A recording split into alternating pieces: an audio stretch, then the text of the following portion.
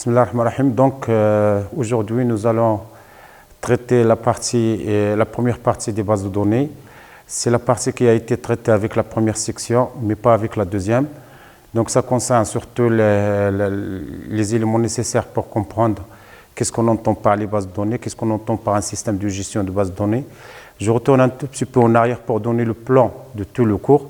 Donc, en premier lieu, ce que nous allons faire aujourd'hui, c'est une introduction générale. Si on a un peu de temps, je parlerai du modèle entité-association, sachant que le modèle relationnel et la présentation de données, ainsi que l'algèbre relationnelle et le langage SQL ont déjà été traités. Donc, je commence un tout petit peu par une introduction générale dans laquelle j'essaierai de donner un tout petit peu de notions intuitives qui permettent de définir qu'est-ce qu'on entend par une base de données, qu'est-ce qu'on entend par les systèmes de gestion de bases de données. Et puis, je parlerai d'une architecture spéciale qui a été adoptée pour la mise en place des bases de données, à savoir l'architecture ANSYS Spark.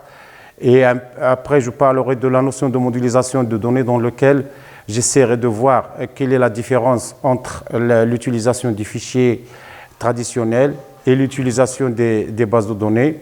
Et à la fin, on essaiera de voir un certain nombre de bases de données, de modèles de bases de données qui sont utilisés, à savoir Oracle, Access, etc. Et les principaux SGBD qui sont commercialisés. Donc, je commence directement par des notions intuitives pour définir ce qu'on entend par une base de données et par un système de gestion de bases de données. Tout d'abord, lorsqu'on travaille dans un système réel quelconque, il faut prendre en considération pour un travail quelconque qu'on doit avoir trois niveaux différents. On doit avoir trois niveaux différents. On doit avoir d'abord la possibilité de sauvegarder les données sur un support physique, et ça sera fait à travers les bases de données et surtout en utilisant un système de gestion de bases de données bien spécifique. Avant de passer à la mise en place de données, il faut parler d'un certain nombre de données, c'est-à-dire on parlera de modèles relationnels, on parlera de comment manipuler les données à travers bien sûr la partie LMD, le langage de modélisation de données des systèmes de gestion de bases de données. Et puis on parlera de la mise en place des interfaces qui sont utilisées par les utilisateurs pour accéder bien sûr à des données à travers des traitements bien spécifiques. Donc on a une interface, c'est la première partie, on a la partie des traitements et on a la partie de stockage des données qui diffèrent, si vous voulez, qui sont différentes mais qui se complètent pour avoir une base de données complète. Alors, d'abord, on commence par une définition des bases de données. Donc, une base de données, c'est un ensemble structuré de données apparentées qui modélise un univers réel. Il faut savoir que lorsque je développe une base de données quelconque, je suis en train de travailler sur une réalité, sur quelque chose qui existe. Le but, c'est de prendre une entreprise, une administration, n'importe quel univers réel et d'essayer de l'intégrer dans la machine. Donc, une base de données, elle est faite donc, pour enregistrer, c'est le stockage des données, on enregistre des faits, c'est-à-dire on enregistre des réalités pour mettre en place des opérations au sein d'un organisme. Ces organismes peuvent être des administrations, des banques, des universités, des hôpitaux, des agences de voyage, etc. La base de données a une place très essentielle dans l'informatique.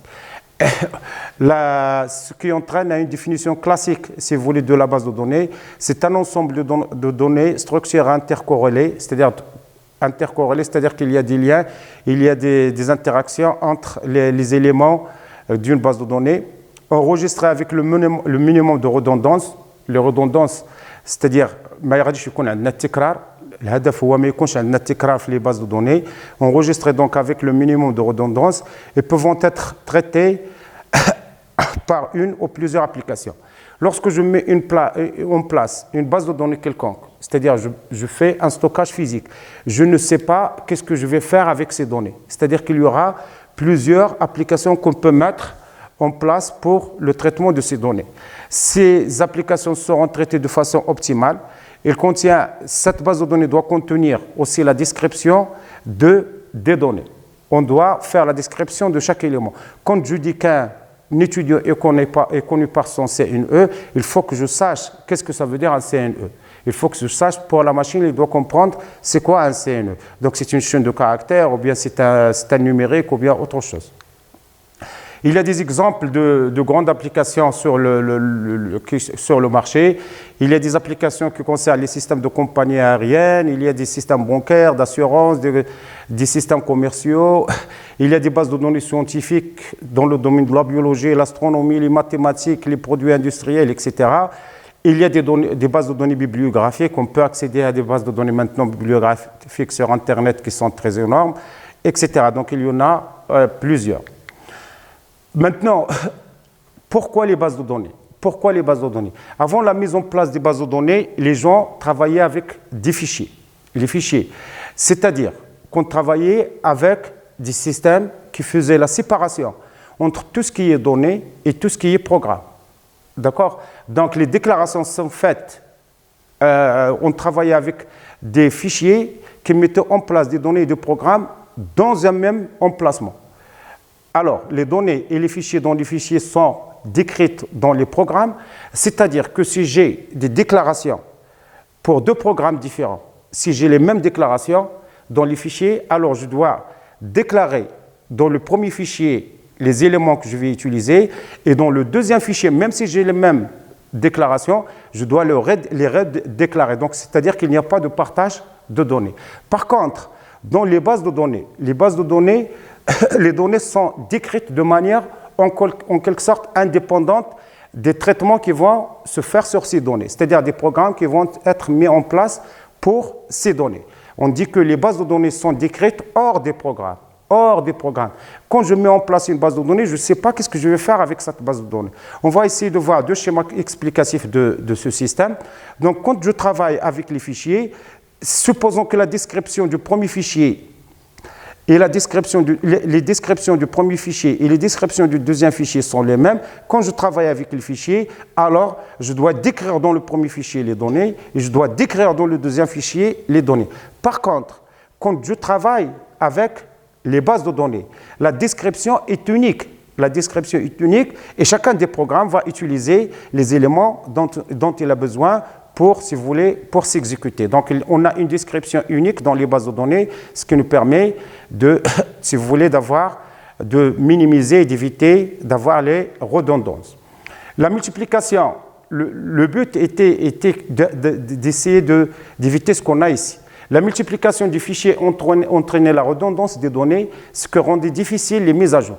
C'est-à-dire que si je travaille avec les fichiers, si je travaille avec une variable quelconque, par exemple, qui est de type réel, et j'ai trois fichiers qui utilisent cette variable. Alors, si je veux changer le type de cette variable, par exemple, pour dire que c'est une variable entière et non plus réelle, alors je dois faire le changement dans les trois fichiers. En plus de ça, la redondance des données ne mène à l'utilisation d'un grand espace sur la machine et ça nous crée un certain nombre de problèmes dans l'utilisation des données. D'où l'idée d'intégration et de partage de données. Donc, on va essayer de faire le partage de données, ce qui nous a mené à utiliser l'approche orientée base de données. On a utilisé l'approche orientée base de données, c'est-à-dire orientée partage des informations entre les différents programmes.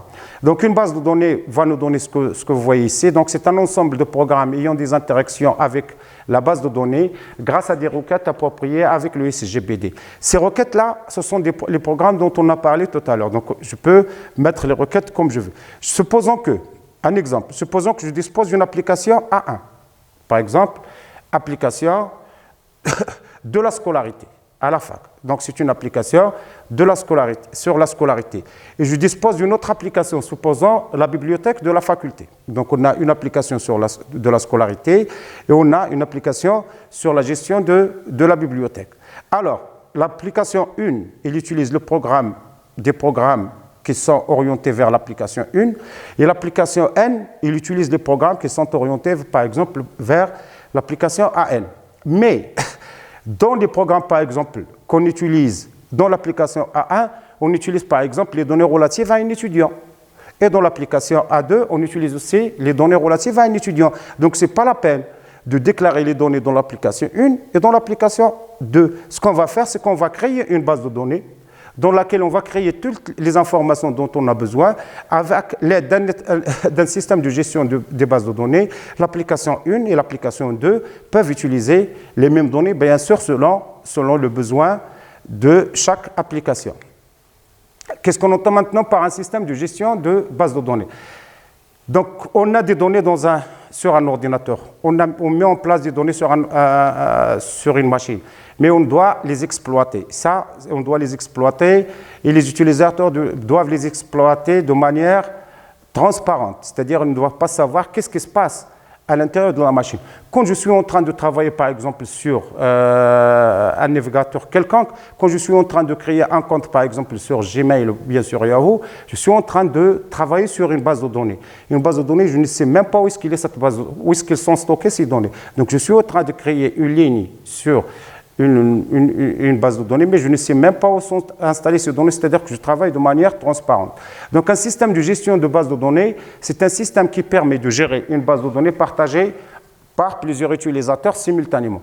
Les utilisateurs peuvent travailler sur les mêmes données. Bien sûr, on verra tout à l'heure, on parlera de la notion de transaction. On ne peut pas effectuer, par exemple, en même temps, 2 opérations de retrait sur un même compte en même temps. Il faut qu'il y ait un décalage. Donc, c'est le premier qui accède qui va effectuer le retrait et pour le deuxième, il n'a le droit que de lire. Ce qui implique que c'est un ensemble de logiciels permettant aux utilisateurs de définir. Donc, on va définir les données. C'est le côté physique de l'information. De créer, c'est toujours le côté physique. De maintenir, donc maintenir sur le côté, si vous voulez, opération, sur le côté traitement. Et de contrôler les accès à la base de données. Donc, on doit contrôler. C'est pas n'importe qui ne peut pas accéder à mon compte bancaire, par exemple. Il doit y avoir un moyen de contrôler l'accès à un compte bancaire. N'importe qui ne peut pas accéder aux notes pour la modification. La note des étudiants. La note des étudiants, on peut y accéder pour contrôler, pour voir, mais on ne peut pas pour lire, mais on ne peut pas y accéder pour modifier, sauf pour les personnes qui sont autorisées à faire ce travail. Les objectifs des systèmes de gestion de base de données sont les suivants. Donc, on a un certain nombre d'objectifs qui étaient décrits par les gens au début. Le premier objectif, c'était de savoir comment décrire les données. Il faut d'abord connaître comment on va décrire les données, c'est-à-dire comment décrire par exemple un étudiant, comment décrire un module, comment décrire un client pour une banque, comment décrire par exemple un contrôle pour un étudiant, etc. Donc la description doit être faite indépendamment des utilisations qui seront faites par l'utilisateur, c'est-à-dire par l'utilisateur final. Donc je vais faire la déclaration de données sans savoir même qu'est-ce que je vais en faire à la fin. Et ça, c'est ce qu'on appelle, c'est la partie du système de gestion de base de données qui s'appelle langage de définition de données. C'est Data Definition Language. C'est DDL. Généralement, sur Internet, on va trouver DDL. C'est Data Definition Language. Donc, c'est la première partie. C'est la partie qui est très importante dans laquelle je vais décrire les données. Je vais décrire les transactions et les liens qui existent entre ces différentes données. Donc, ça, c'est la première partie. Après de la description de données, on doit avoir la possibilité. À quoi servent les données si je n'arrive pas à les manipuler? Donc, on doit passer à la partie dans laquelle je dois, en quelque sorte, manipuler les données et en tirer le maximum de profit. Donc, la manipulation de données concerne surtout l'interrogation et la mise à jour de données sans préciser d'algorithme d'accès. Ça ne m'intéresse pas. Moi, ce qui m'intéresse, comment je vais accéder aux données, ça ne m'intéresse pas. Ce qui m'intéresse, c'est que je vais prendre les résultats qui m'intéressent. C'est-à-dire que je vais répondre à une question sans savoir d'où est-ce qu'elle vient la réponse. Donc, c'est dire quoi sans dire comment. Le comment, c'est le langage de description de données. C'est là où je vais parler du comment. Parce que quand je parle d'un système d'information quelconque ou bien d'une base de données quelconque, on doit répondre à un certain nombre de questions. On doit répondre à quoi, qui, quand, où et le comment. Le quoi, c'est le premier niveau, c'est le niveau physique, c'est le niveau supérieur. Le qui, le quand et le où, c'est le deuxième niveau. Et la mise en place sur la machine, c'est le comment, c'est-à-dire comment je vais installer les données. Par exemple, Quelqu'un peut me dire, donnez-moi la liste des produits dont le prix est inférieur à 100 dirhams. Donnez-moi la liste des prix dont le prix est inférieur à 100 dirhams. Donc déjà, dans le côté définition de données, je dois disposer des informations suivantes. Je dois disposer des noms des produits, je dois disposer des prix du produit, et dans la partie manipulation de données, je dois avoir la possibilité de répondre à cette question. Et ça, c'est ce qu'on appelle le langage de manipulation de données, c'est Data Manipulation Language, DML. Sur Internet, vous trouverez généralement le DML. La troisième partie, c'est comment contrôler l'intégrité et comment contrôler toutes les contraintes que je peux définir au début sur les informations. Ces contraintes-là, je reviendrai sur elles, si vous voulez, dans la suite, aujourd'hui ou bien la prochaine fois, surtout sur détailler qu'est-ce qu'on entend par les contraintes d'intégrité. Donc, ce qui nous intéresse pour le moment, c'est qu'on doit vérifier ces contraintes d'intégrité. Par exemple, je peux imposer au salaire d'un ouvrier quelconque qu'il soit compris, par exemple, entre 400 dirhams et 20 000 dirhams. Donc, si un utilisateur qui vient et qui est responsable de la saisie des salaires, saisit un salaire qui est hors de cet intervalle, la machine ne doit pas accepter, si vous voulez, cette information. Il faut aussi parler de la notion de confidentialité. Je dois contrôler les droits d'accès, c'est ce que j'ai dit tout à l'heure. Un étudiant n'a pas le droit d'accéder à ses notes pour les modifier. Il a le droit d'accéder à ses notes pour les contrôler. C'est-à-dire que la mise en place d'une base de données va nécessiter de mettre en place un système pour la vérification des autorisations d'accès aux informations. Et cette partie-là, c'est ce qu'on appelle, si vous voulez, le langage de contrôle de données, c'est Data Control Language, DCL. La partie suivante, c'est que la base de données nous permet de faire le partage des données. C'est-à-dire que quand je mets en place une base de données, c'est-à-dire quand je parle maintenant du langage de description de données, je mets en place la partie description de données. Alors cette partie-là, comme on a dit tout à l'heure, doit être partagée entre plusieurs utilisateurs, peut être partagée entre plusieurs utilisateurs en même temps. C'est d'où il faut contrôler ce qu'on appelle les contrôles des accès concurrents. Et ça, c'est la notion de transaction. L'exécution d'une transaction doit préserver la cohérence de la base de données. Je m'explique. Supposons que quelqu'un dispose dans son compte bancaire de 2000 dirhams. Il dispose de 2000 dirhams. Et puis, il donne 2 chèques à 2 personnes différentes. 2 chèques de 2000 dirhams chacun. Et les 2 personnes se présentent en même temps à la banque pour retirer l'argent. Donc, elles se présentent. Alors, la première personne qui va effectuer l'opération sera la personne qui aura le droit de prendre l'argent. Par contre, pour la deuxième personne, il n'aura le droit que de voir. Il n'aura pas le droit de retirer, sinon on va retirer 4000 dirhams au lieu de 2000 dirhams. C'est ça le contrôle, si vous voulez, des accès concurrents, et c'est ça la notion de transaction. Donc, quand une transaction est lancée pour la modification, les autres transactions qui vont venir ne peuvent être exécutées qu'en lecture. Il faut aussi mettre en place un système de sécurité. Ce système-là va nous permettre de faire la reprise sur la panne et d'avoir un rapport journalier sur ce qu'on fait. Supposons que je travaille sur une base de données quelconque, par exemple, et puis il y a une panne d'électricité. À ce moment-là, il faut que j'ai, si vous voulez, que l'entreprise ou bien l'administration dispose d'un système d'archivage ou bien d'un système de reprise après la panne pour dire que, par exemple, si le courant électrique est coupé à 11 heures, on va dire qu'on n'a pas perdu le travail d'hier. Par exemple, on a perdu peut-être le travail de ce matin, mais on ne va pas tout perdre. Il faut aussi mettre en place un système pour l'indexation de données, c'est-à-dire pour faciliter en quelque sorte l'accès aux données sur votre machine. La troisième, l'élément suivant, le sixième élément, c'est l'indépendance physique.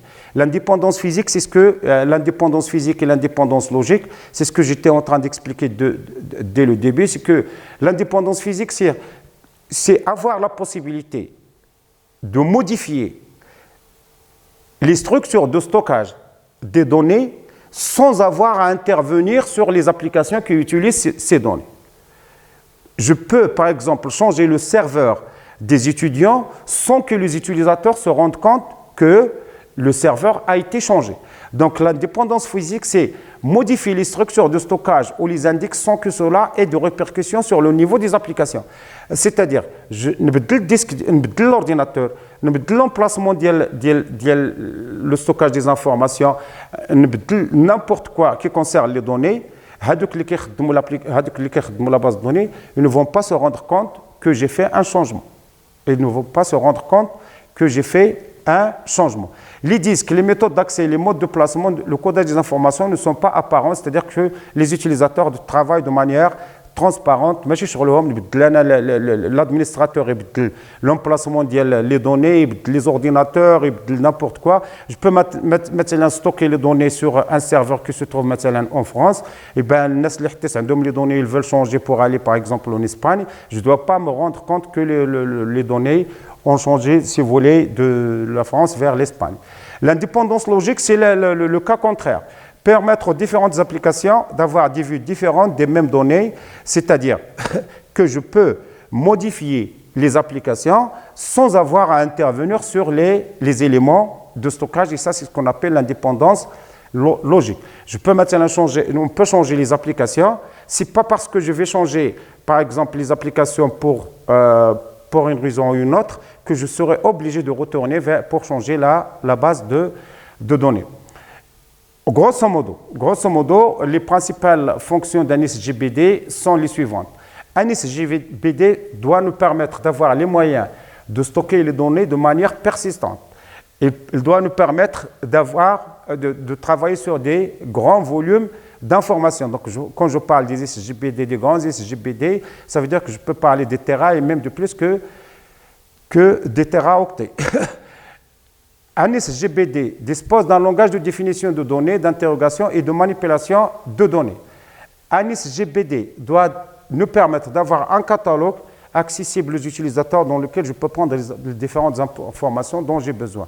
Et enfin, un SGBD doit permettre la gestion des autorisations, la gestion des transactions pour ne pas avoir des accès concurrents. Et puis, on doit vérifier aussi à travers les SGBD l'intégrité des données, c'est-à-dire que les informations dont je dispose, les relations entre les informations dont je dispose, c'est-à-dire les relations par exemple entre un étudiant et les contrôles, ou bien entre un étudiant et les modules, sont respectées de manière exacte. Un SGBD doit avoir la possibilité de travailler avec, si vous voulez, des langages de programmation, par exemple le C, le C++, etc. L'architecture générale des systèmes d'information provient de ce qui a été mis en place, d'une proposition qui a été mise en place en 1975. C'est l'architecture, si vous voulez, ANSYS Spark, dans laquelle elle considère que pour n'importe quel problème qu'on veut résoudre, pour n'importe quelle application qu'on est en train de qu'on veut mettre en place, il doit répondre il doit se faire sur 3 niveaux. Le travail doit se faire sur 3 niveaux important. Il y a le niveau externe, c'est-à-dire le niveau de l'utilisateur lui-même, c'est-à-dire le niveau qui est utilisé par l'utilisateur. C'est-à-dire, moi, quand je vais au guichet automatique, je travaille dans le milieu externe. Je vais au guichet automatique, j'utilise le guichet automatique, je travaille sur une vue quelconque, donc je suis, si vous voulez, je travaille dans le milieu externe. Il y a le niveau dans lequel je définis les informations et les liens qui existent entre ces informations-là. C'est ce qu'on a appelé dans la partie que j'ai déjà enregistrée, le modèle, en quelque sorte le modèle relationnel, dans lequel il y a toutes les données, les interactions entre les données et les liens en quelque sorte qui existent entre les données. Et il y a la dernière partie, c'est la partie interne, c'est le schéma physique, c'est-à-dire dans lequel on va parler de la structure de données à l'intérieur de la machine. Par exemple, je dispose de l'information étudiant, je dois dire, un étudiant c'est quoi? Un étudiant, c'est un élément. Un étudiant, il est connu par quoi? C'est par exemple le CNE, le nom, le prénom, etc. Ça, c'est le schéma physique, si vous voulez, de l'architecture. En d'autres termes, on peut voir le schéma d'une autre d'une autre manière. On peut voir ici, si vous voulez, ce sont des vues. On a la conception de l'information, c'est-à-dire là où j'essaie de dire quelles sont les informations dont j'ai besoin pour un travail quelconque. Donc, il y a les vues, c'est-à-dire les utilisateurs. Ça, c'est les utilisateurs. Ça vient, si vous voulez, c'est le monde extérieur. Les vues externes, chaque vue représente la partie de la base de données relative à chaque utilisateur. Donc, chacun, par exemple, pour les fonctionnaires d'une administration, ça, c'est une vue pour les congés. Ça, c'est une vue pour les salaires, par exemple. Ça, c'est une vue pour les sanctions, etc. Ces vues-là proviennent du modèle conceptuel dans lequel on essaie de définir quelles sont les informations dont on a besoin dans notre travail et quels sont, en quelque sorte, quels sont les liens qui existent entre ces informations. C'est-à-dire, en quelque sorte, on va essayer de prendre le dictionnaire de données dans lequel je vais définir quelles sont les informations qui seront utilisées. Par exemple, le dictionnaire de données va contenir le CNE de l'étudiant, le nom de l'étudiant, le prénom de l'étudiant, le sexe de l'étudiant, la date de naissance de l'étudiant, l'adresse de l'étudiant, le code de module, le nom du module, le coefficient du module, la note de l'étudiant dans un module, etc. Ces informations-là, on va les transformer pour obtenir le modèle relationnel que vous avez, si vous voulez, dont vous avez déjà le polycope. C'est le schéma logique ou bien ce qu'on appelle le modèle relationnel. Dans ce schéma, on représente un modèle de données conforme à un modèle ciblé de SGBD. Par exemple, on travaille avec un système de gestion de base de données relationnelles. Par exemple, tous les éléments qui sont manipulés seront faits de cette manière. Il y a un étudiant, par exemple, sur la relation R1. Donc, R1, c'est une relation, c'est-à-dire c'est une table qui sera utilisée dans la base de données. On met entre parenthèses les informations qui me permettent de définir cette relation. Donc, je mets entre parenthèses les informations qui me permettent de définir un étudiant. Par exemple, je vais dire ici étudiant, entre parenthèses CNE, c'est un string. Le nom, c'est un string. Le prénom, c'est un string. La date de naissance, c'est une date, etc. Et après, je définis par quoi je peux connaître cet élément, c'est-à-dire la clé primaire. Je vous ai déjà parlé de cette clé primaire. Je fais la même chose avec le module, je fais la même chose avec le professeur, le contrôle, etc. Et j'obtiens un système. Ce système-là, je dois chercher une possibilité de l'implanter. Je dois chercher une possibilité de l'implanter, si vous voulez, sur un SGBD quelconque, c'est-à-dire je dois passer au schéma physique. Et c'est là, si vous voulez, la mise en place des informations sur un support physique quelconque. Donc, elle va décrire comment les données sont stockées dans la base de données et puis les index, c'est-à-dire la manière avec laquelle je vais accéder à ces données-là. Les caractéristiques de l'architecture, comme on a dit, c'est qu'elle nous permet une indépendance logique. On a déjà parlé de ça, c'est-à-dire que je peux changer les vues sans avoir à changer ce qui se passe de ce côté, c'est-à-dire sans avoir à changer ce qui se passe dans le niveau physique, c'est-à-dire dans le stockage des informations. Comme je peux changer les éléments, c'est-à-dire les machines qui sont utilisées pour le stockage des informations, sans avoir à changer ce qui se passe sans que les utilisateurs se rendent compte que j'ai fait des changements à ce niveau-là. Le niveau externe, donc, dont on a parlé, le niveau externe, on va essayer de donner quelques définitions. Le concept de vue permet d'obtenir l'indépendance logique, c'est-à-dire que je peux travailler, si vous voulez, sans me rendre compte où est-ce que je travaille. D'accord? La modification du schéma logique n'entraîne pas la modification des applications. Une modification des vues est cependant nécessaire. On change les vues, c'est vrai. On change, mais je ne touche pas au noyau qui est la base de données elle-même. Chaque vue correspond à la perception d'une partie des données. Une vue, par exemple, on va donner une vue, par exemple, une vue, c'est la saisie de notes. La saisie de notes des étudiants, c'est une vue. Mais aussi des données qui peuvent être synthétisées à partir des informations représentées dans la base de données. Donc, on peut prendre une vue qui nous permet de donner les statistiques. On fait des statistiques à la fac, par exemple, quand je donne le pourcentage des étudiants qui ont validé le module, le pourcentage des étudiants qui ont une session de rattrapage, le pourcentage des étudiants qui n'ont pas validé le module, et puis je passe le pourcentage des étudiants qui ont étudié, qui ont eu la mention très bien, bien, à bien, passable, etc. Le niveau conceptuel contient la description des données. Donc, c'est ce qu'on a dit. Donc, on va mettre en place les données. Par exemple, l'étudiant, le module, le contrôle, les enseignants, tout un ensemble de données qui concerne les départements. Donc, tout un ensemble de données qui concerne, si vous voulez, le travail que je suis en train de faire. Donc, elle contient la description des données et des contraintes d'intégrité, donc le dictionnaire de données. Le schéma logique découle d'une activité de modélisation.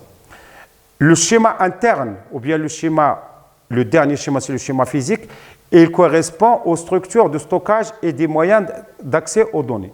C'est-à-dire, il faut faire attention parce que je travaille sur des structures de stockage, je veux accéder aux données sur je mets en place les index, ça dépend des structures de stockage que j'ai utilisées ou bien que je vais utiliser. Je ne peux pas faire un accès, par exemple, direct aux données si j'utilise une cassette. Par contre, si je travaille sur un disque dur ou bien sur un outil de stockage quelconque, j'ai plusieurs manières de voir si vous accédez aux données. Je peux accéder directement ou bien je peux accéder de manière indexée. Prenons un exemple, prenons notre téléphone quand je veux accéder par exemple au contact du téléphone dans le niveau interne. Si je cherche une personne quelconque, si je ne me rappelle pas du nom, donc je peux prendre les contacts et je peux parcourir un par un comme si je suis en train d'entendre la musique sur une cassette, de la musique sur une cassette. Je peux aussi dire que le nom de la personne commence par la lettre L. Et je tape L et j'accède directement à la partie dans laquelle il y a les L. Et ça, c'est ce qu'on appelle un accès séquentiel indexé. Je ne vois que les parties qui contiennent le L. Comme je peux faire un accès direct, je connais directement le nom de la personne et j'accède directement aux informations de la personne en tapant son nom. Donc, il y a plusieurs manières de mettre en place les index pour les informations. La conception d'une base de données se fait à partir de quoi? Premièrement, à partir de l'analyse du contexte. À partir de l'analyse du contexte, on va recueillir les besoins. Je donne un exemple. Si je suis en train de travailler sur la gestion des étudiants, alors je travaille sur un étudiant comme étant quelqu'un qui est connu par le CNE. Dans la fac, quand on regarde les talaba, généralement le CNE. Donc la recherche se fait par le CNE. Mais à partir du moment où l'étudiant quitte la fac, on ne travaille plus à l'extérieur, on ne travaille plus avec le CNE, mais on travaille avec le CNI, le numéro de la carte nationale. Parce qu'à l'extérieur, c'est une personne comme d'autres. Donc, le numéro de la carte nationale. Donc, l'analyse du contexte nous permet de savoir est-ce que je vais utiliser comme clé le CNE ou bien le CNI. Ça dépend de l'environnement où je travaille. Et puis, quelles informations stocker? Quelles sont les informations dont on a besoin? Par exemple, quelqu'un qui va à l'hôpital et on lui demande de leur donner le numéro de permis de conduite, à quoi ça sert? Je vois le numéro de permis à l'hôpital, par exemple. Et on va voir comment les organiser, c'est-à-dire comment ces informations-là sont organisées au sein de la machine. Quelles sont les contraintes à prendre en compte? C'est-à-dire, quels sont les liens qui existent entre ces informations? Par exemple, on va dire que, si je prends la gestion des étudiants, on va dire qu'un étudiant suit plusieurs modules. Donc, il y a une relation entre l'étudiant et le module. Mais on va voir les contraintes de cette relation. Il faut parler de contraintes de cette relation. Il y a une relation entre l'étudiant et le module. Mais il y a, si vous voulez, des contraintes sur lesquelles on va parler plus tard sur cette relation. Et comment représenter ces relations, c'est-à-dire on parlera des cardinalités d'un certain nombre de données qui sont relatives aux contraintes de lien entre ces données. Quel type d'usage pour ces données? C'est-à-dire, qu'est-ce qu'on va faire avec ces données? On va stocker ces données. Pourquoi faire?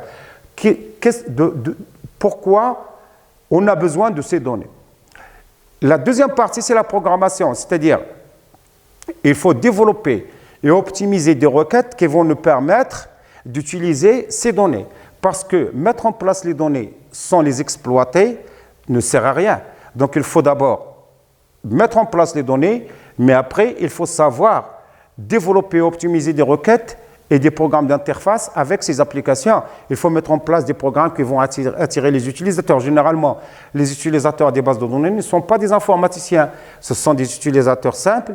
Donc, il faut que les applications quand même soient plus attirantes pour attirer ces gens-là à travailler. Et pour l'implémentation, c'est-à-dire la mise en place, il faut que j'ai des supports de nouveaux types de données. Il faut mettre en place des optimiseurs pour optimiser les données dont je dispose. Il faut savoir intégrer les données avec les applications qui utilisent ces données, etc. Et puis, on peut voir la conception d'une base de données de la manière suivante. Donc, on a ce que vous voyez ici, on a 3 parties. La première partie, c'est la partie conceptuelle. La deuxième partie, c'est la partie logique ou bien relationnelle. Et la troisième partie, c'est la partie physique, c'est-à-dire l'implantation d'une base de données. D'ailleurs, la mise en place d'un système d'information quelconque, c'est-à-dire d'une application quelconque, doit passer par 3 niveaux très importants. Il y a le niveau conceptuel, dans lequel on traite la partie données et la partie traitement. Il y a le modèle logique de données, c'est-à-dire transformation d'un modèle abstrait qui est le modèle conceptuel vers un modèle que je peux implanter sur l'ordinateur. Et le troisième niveau, c'est l'implantation du niveau logique dans si vous voulez, dans la pratique, c'est-à-dire le mettre en place dans une machine en utilisant un SGBD quelconque. Donc ici, ce que je fais dans le modèle conceptuel, c'est de voir quels sont les éléments qui sont utilisés et quels sont les liens qui existent entre ces éléments-là. À partir du moment où je détermine les éléments et les liens qui existent entre ces éléments, je transforme ce modèle pour l'approcher de la machine en mettant en place le modèle logique de données ou bien le modèle relationnel. Donc ça, c'est le modèle conceptuel de données ou bien le modèle entité-association. Et ici, vous avez le modèle logique de données ou bien ce qu'on a appelé le modèle relationnel. Et la troisième partie, c'est de la mise en place, c'est-à-dire l'implantation physique de ce que j'ai décrit. D'accord. Et ceci en mettant en place les tables, l'organisation, le lien qui existe entre les tables, etc. Il faut dire qu'un modèle conceptuel de données peut donner naissance à plusieurs modèles logiques de données, selon ce que je vais faire. Et qu'un modèle logique de données est traité de manière indépendante des SGBD ou bien du SGBD que je vais utiliser. C'est-à-dire qu'un modèle logique de données peut aussi donner naissance à plusieurs modèles physiques de données. Enfin, pour résumer donc, ce qu'on a vu dans cette partie, donc en quelque sorte, j'ai fait un parcours pour vous décrire un tout petit peu ce qu'on entend par la base de données et par les systèmes de gestion de base de données. Donc, on a défini le SGBD comme étant un élément qui se compose de 3 parties très importantes: la définition de données, la manipulation de données et le contrôle des données. Et ceci me mène à faire un schéma dans lequel je résume un tout petit peu ce qu'on avait vu.